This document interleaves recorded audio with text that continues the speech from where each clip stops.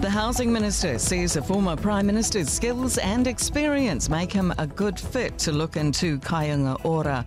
Chris Bishop announced an independent review yesterday, saying the state housing provider's debt had grown from $2.7 billion in 2018 to $12.3 billion in June this year. He says there are many reasons Bill English is the best man to lead the review. One, former Minister of Finance. Number two, former Minister of Housing, and extensive expertise when it comes to turning around struggling finances, both at a government level but also at a commercial level. New Zealand's fifth COVID wave continues with a dip to case numbers but a slight increase in hospitalisations.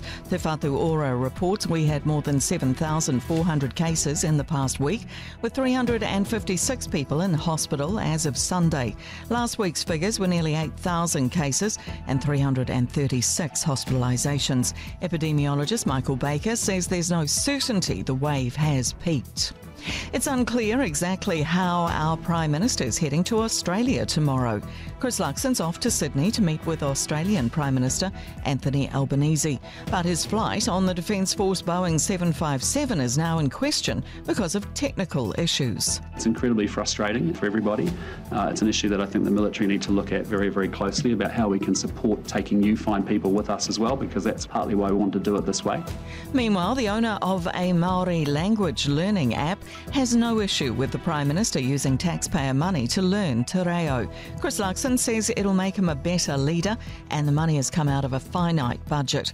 He's previously criticised bonuses given to some public servants for becoming proficient in the language. However, Reo Ora Managing Director Rapata Wiri says he offered to teach Luxon last year and he's blown away by his commitment.